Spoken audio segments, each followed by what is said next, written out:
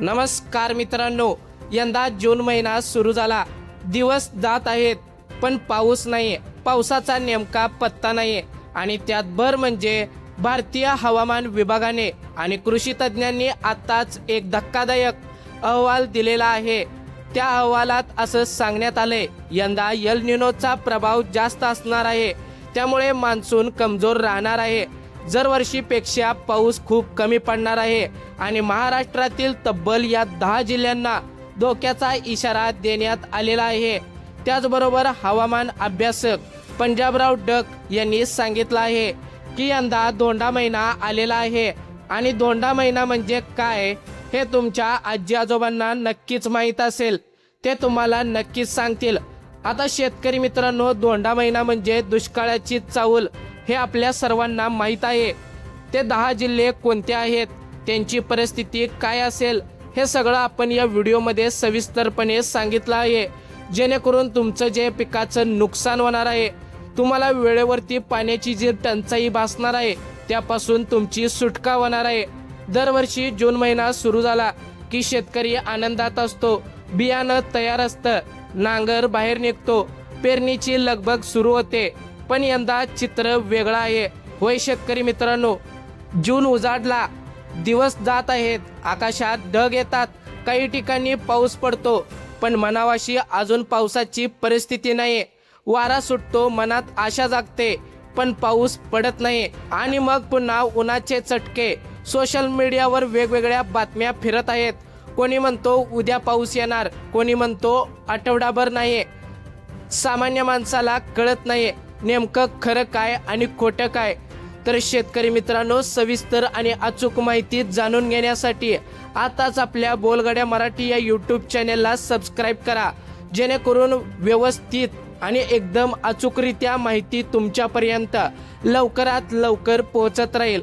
आता मित्रांनो, म्हणूनच आज मी भारतीय हवामान विभागाच्या आणि कृषी तज्ज्ञांच्या अधिकृत अहवालानुसार तुमच्या समोर संपूर्ण चित्र मांडणार आहे. ते 10 जिल्हे कोणते आहेत, तिथे सर्वात जास्त दुष्काळ पडणार आहे, त्या 10 जिल्ह्यांची नावे सुद्धा मी तुम्हाला या व्हिडिओमध्ये सांगणार आहे. आणि त्याचबरोबर हवामान अभ्यासक पंजाबराव डक यांनी आत्ताच्या माहितीनुसार जी माहिती दिलेली आहे, ती माहिती प्रत्येक शेतकऱ्याने, प्रत्येक नागरिकाने ऐकणं गरजेचं आहे. कारण सर्वात महत्त्वाची माहिती सुरुवात करूया सर्वात आधी त्या एका शब्दापासून, जो शब्द ऐकला की जुन्या पिढीच्या अंगावर काटा येतो. मित्रांनो, धोंडा महिना. होय, तुम्ही बरोबर ऐकताय. हा शब्द तुम्ही कधी ना कधी ऐकला असेल. जर नाही ऐकला तर आत्ताच घरी जा. तुमच्या आजी किंवा आजोबा असतील, त्यांना आत्ताच विचारावा, धोंडा महिना म्हणजे नेमकं काय. ते एका वाक्यात सांगतील. बाळा, धोंडा महिना म्हणजे त्या वर्षी शेती कठीण. हा शब्द आपल्या ग्रामीण महाराष्ट्रात पिढ्यानपिढ्या चालत आलेला आहे. जुन्या शेतकऱ्यांचं निरीक्षण होतं की जेव्हा पाऊस विखुरलेला येतो, उशिरा येतो, एकत्रित येतो, तेव्हा त्या वर्षी शेतीसाठी आवश्यक असा नियमित पाऊस पडत नाही आणि अशा वर्षाला ते म्हणायचे धोंडा महिना. हवामान अभ्यासक पंजाबराव डक यांनी आत्ताच्या माहितीनुसार स्पष्टपणे सांगितलं आहे, यंदा धोंडा महिना आलेला आहे. पाऊस उशिरा सुरू होतोय, एकत्रित येतोय आणि त्यामुळे शेतीवर मोठा परिणाम होण्याची शक्यता हवामान खात्याने, त्याचबरोबर हवामान अभ्यासक पंजाबराव डक यांनी सुद्धा वर्तवले आहे. आणि हे फक्त पंजाबराव डक यांनी एकट्याने सांगितलं नाही, तर भारतीय हवामान विभागाने म्हणजेच IMDने सुद्धा याच दिशेने इशारा दिलेला आहे. त्यांच्या अहवालात स्पष्टपणे म्हटलंय, 2026 मध्ये एल निनोच्या प्रभावामुळे मान्सूनचा पाऊस सरासरीपेक्षा अगदी कमी राहण्याचा अंदाज आहे. काही ठिकाणी दुष्काळ पडणार आहे आणि त्यासाठी हवामान खात्याने 10 जिल्ह्यांना आधीच इशारा दिलेला आहे. ते 10 जिल्हे कोणते आहेत, जिथे दुष्काळ पडणार आहे, सरासरीपेक्षा कमी पाऊस पडणार आहे, ते आपण आता काही सेकंदात पाहणार आहोत. त्यामुळं व्हिडिओ शेवटपर्यंत बघा. आता एक महत्त्वाचा प्रश्न, एल निनो म्हणजे नेमकं काय. हे नाव ऐकायला कठीण वाटतं पण समजायला सोपं आहे. मित्रांनो, प्रशांत महासागर हा जगातील सर्वात मोठा महासागर आहे. या महासागरातील पाण्याचं तापमान जेव्हा सामान्यापेक्षा जास्त होतं, तेव्हा त्याला एल निनो म्हणतात. आता प्रश्न येतो, प्रशांत महासागर किती लांब आहे त्याचा आपल्याशी काय संबंध? हवामान खात्याने सांगितलं आहे प्रशांत महासागरातील हे बदल थेट भारतीय मान्सूनवर परिणाम करतात. जेव्हा एल निनो असतो तेव्हा भारतात पाऊस कमी पडतो, अनियमित येतो आणि दुष्काळाची शक्यता वाढते. 2023 मध्ये सुद्धा एल निनोचा प्रभाव होता. त्यावेळी महाराष्ट्रातील अनेक भागांमध्ये पावसाने ओढ दिली होती, हे तुम्हाला आठवतच असेल. यंदा 2026 मध्ये पुन्हा एकदा तीच परिस्थिती येण्याची शक्यता IMDच्या अहवालात नमूद केलेली आहे. हवामान अभ्यासक पंजाबराव डक म्हणतात, धोंडा महिना आणि एल निनो एकत्र आले आहेत. हे संयोजन शेतकऱ्यांसाठी सावधानतेचा इशारा आहेत. आता सर्वात महत्त्वाचा प्रश्न, दुष्काळ म्हणजे नेमकं काय होणार? अशा बऱ्याच जणांच्या डोक्यात प्रश्न फिरत असेल. मित्रांनो, एक गोष्ट आधीच स्पष्ट करतो, हा दुष्काळ म्हणजे असा पूर्ण कोरडा दुष्काळ होणार नाही जसा 2072चा किंवा 2012चा दुष्काळ होता, तसा भयंकर दुष्काळ नाही. तर मग कसला दुष्काळ? हवामान अभ्यासक पंजाबराव डक यांच्या मते आणि IMDच्या अहवालानुसार यंदा अपुऱ्या पावसाचा दुष्काळ येण्याची शक्यता आहे. म्हणजेच मित्रांनो, पाऊस पडेल पण तो वेळेवर पडणार नाही. एकदम कमी तुरळक पाऊस पडणार आहे. एखाद्या आठवड्यात जोरदार पाऊस, मग 15 दिवस कोरडं, असा विखुरलेला अनियमित पाऊस.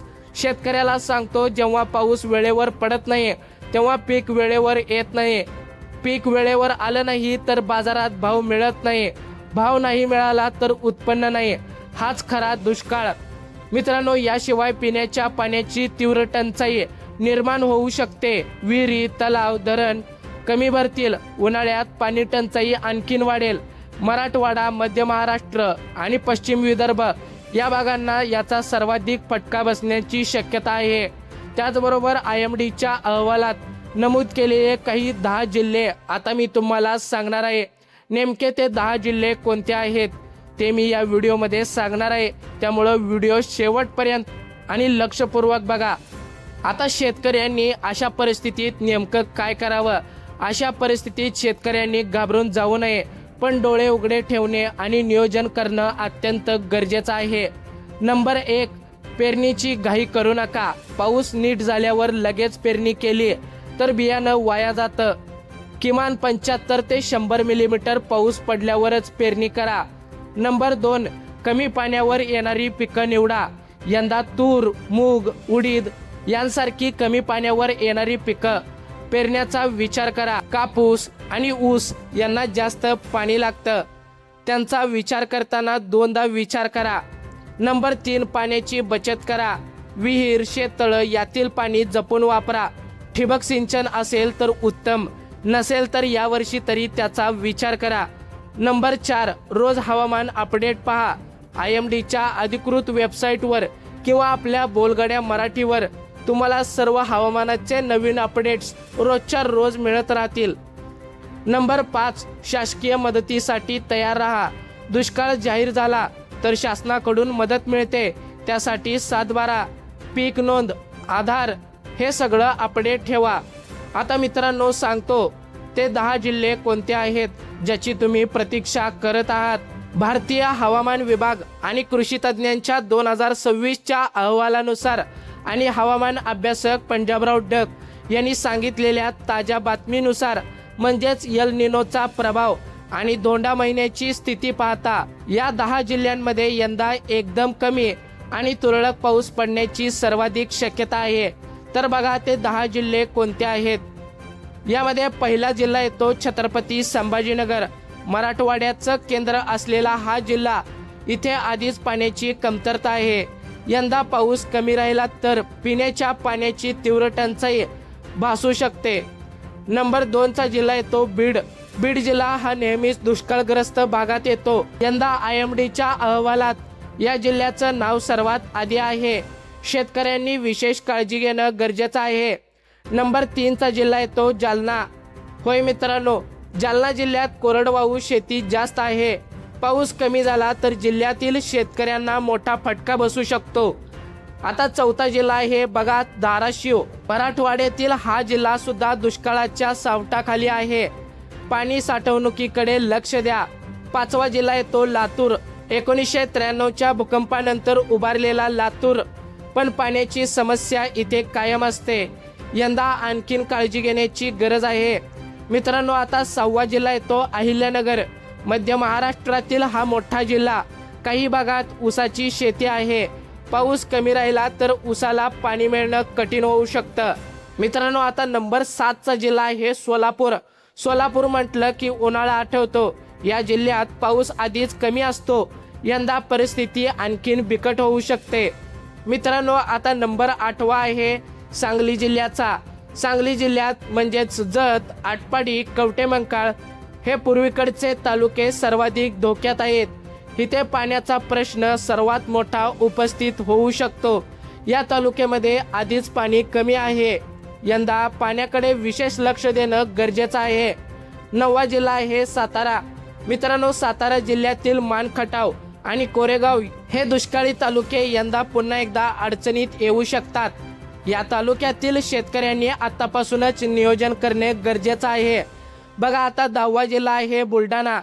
पश्चिम विदर्भातील बुलढाणा या जिल्ह्यात कापसाची शेती मोठ्या प्रमाणात केली जाते. पाऊस कमी राहिला तर कापूस उत्पादनावर मोठा परिणाम होईल. मित्रांनो, या 10 जिल्ह्यातील शेतकऱ्यांनो आणि नागरिकांनो, घाबरू नका, पण सावध राहा. आतापासूनच पाण्याचा योग्य वापर करा. पाऊस एकदम कमी आणि तुरळक असेल. काही ठिकाणी भला मोठा पाऊस पडेल, परंतु हा पाऊस सर्वसामान्य म्हणजे रोज पडणार नाही. त्यामुळे प्रत्येक थेंब महत्त्वाचा असेल. हा अंदाज आहे, पण भारतीय हवामान विभागाचा अहवाल आणि हवामान अभ्यासक पंजाबराव डक यांचा इशारा दोन्ही एकाच दिशेने बोट दाखवत आहेत. त्यामुळे यंदा दुर्लक्ष करून चालणार नाही. मित्रांनो, हा व्हिडिओ जर तुम्हाला माहितीपूर्ण वाटला असेल तर व्हिडिओला लाईक करा. तुमच्या गावातल्या शेतातल्या शेतकऱ्यांपर्यंत ही माहिती पोचवावी म्हणून व्हिडिओ शेअर करा. तुमच्या व्हॉट्सअप ग्रुपवर, तुमच्या गावातील ग्रुपवर, शेतकरी बांधवांच्या ग्रुपवर. चॅनेलला सबस्क्राईब करा आणि बेल आयकॉन दाबा, म्हणजे येणारे महत्त्वाचे नवनवीन अपडेट्स तुमच्यापर्यंत लवकरात लवकर पोहोचतील. यंदा दुष्काळ जास्त राहणार आहे, म्हणजे सर्वत्र दुष्काळ नाही. काही जिल्ह्यांमध्ये तुरळक पाऊस पडणार, तर काही जिल्ह्यांमध्ये तुरळक पावसांमुळे पुढील 3 महिन्यांमध्ये सर्वाधिक जास्त पाणी टंचाई भासणार आहे. सावधान रहा, सतर्क रहा. भेटूया पुन्हा एकदा अशाच माहितीपूर्ण व्हिडिओ सोबत. तोपर्यंत जय हिंद, जय महाराष्ट्र.